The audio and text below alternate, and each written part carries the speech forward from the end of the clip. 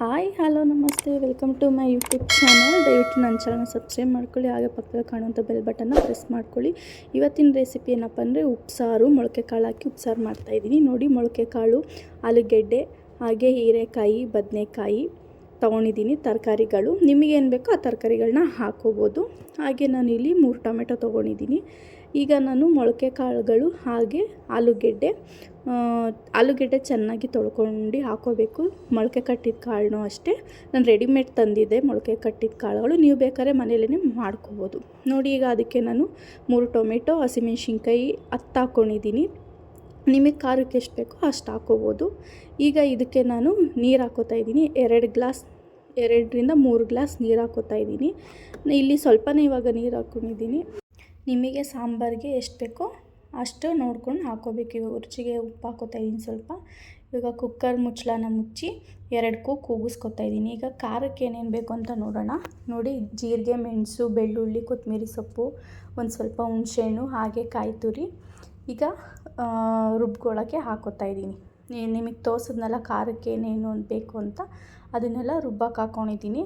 ಆಮೇಲೆ ಇಲ್ಲಿ ನಾವು ಬೇರೆ ಥರ ಮಾಡಿದ್ದೀನಿ. ಅಂದರೆ ಅಲ್ಲಿ ಕುಕ್ಕರಲ್ಲಿ ನಾನು ಟೊಮೆಟೊ ಹಾಗೂ ಹಸಿಮೆಣ್ಸಿನ್ಕಾಯಿನ ಬೇಯಿಸ್ಕೊಂಡಿದ್ನಲ್ಲ, ಅದರಲ್ಲಿ ನಾನು ಫಸ್ಟು ಹಸಿಮೆಣ್ಸಿನ್ಕಾಯಿನ ತೊಗೋತಾ ಇದ್ದೀನಿ. ಹಸಿಮೆಣ್ಸಿನ್ಕಾಯಿನ ಅದು ಖಾರಕ್ಕೆ ಜೊತೆಗೆ ರುಬ್ಕೋಬೇಕು. ಹಾಗೆ ನಾನು ಉಪ್ಪು ಸಹ ಹಾಕೋತಾ ಇದ್ದೀನಿ ರುಬ್ಕೊಳ್ಳೋಕ್ಕೆ. ನೋಡಿ, ಹಸಿಮೆಣ್ಸಿನ್ಕಾಯಿ ಎಲ್ಲ ಬೇಯೋಕ್ಕೆ ಎಷ್ಟು ಹಾಕಿರ್ತೀವೋ ಅಷ್ಟೂ ಎತ್ಕೋಬೇಕು. ಈಗ ನಾನು ಕಾಳನ್ನ ಬಸ್ಕೊತಾ ಇದ್ದೀನಿ, ಸೋಸ್ಕೊತಾ ಇದ್ದೀನಿ. ಇವಾಗ ಅದು ಸೋಸ್ಕೊಂಡು ಆಗಿದ ತಕ್ಷಣ ನಾನು ತರಕಾರಿ ತೋರಿಸಿದ್ನಲ್ಲ, ತರಕಾರಿನ ಈಗ ಅದಕ್ಕೆ ಆ್ಯಡ್ ಮಾಡ್ಕೊಂಡು ಬೇಯಿಸ್ಕೊತಾ ಇದ್ದೀನಿ. ಈಗ ನೋಡಿ, ಖಾರಕ್ಕೆ ರೆಡಿಯಾಗಿದೆ. ರುಬ್ಬಿದ ಮೇಲೆ ಈ ಥರ ಬರುತ್ತೆ. ಈಗ ಅದಕ್ಕೆ ನೆಕ್ಸ್ಟು ರುಬ್ಬಿರೋದಕ್ಕೇ ಟೊಮೆಟೊ ಹಾಕ್ಕೋಬೇಕು. ಟೊಮೆಟೊ ರುಬ್ಕೊಂಡು ಅದು ಖಾರ ಪೇಸ್ಟ್ ರೆಡಿ ಆಗುತ್ತಲ್ಲ, ನೀರನ್ನು ನಾವು ಬಸ್ಕೊಂಡಿರ್ತೀವಲ್ಲ,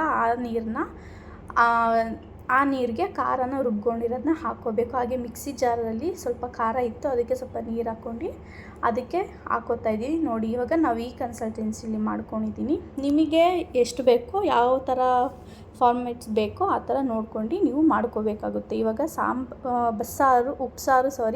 ಉಪ್ಸಾರು ರೆಡಿಯಾಗಿದೆ. ಬಸ್ಸಾರು ಅಂತಲೂ ಹೇಳ್ಬೋದು. ಖಾರ ಅದಕ್ಕೆ ಮಿಕ್ಸ್ ಮಾಡ್ತೀವಲ್ಲ, ಅದರಿಂದ ಉಪ್ಸಾರು ಸಹ ಆಗುತ್ತೆ, ಬಸ್ಸಾರು ಸಹ ಆಗುತ್ತೆ.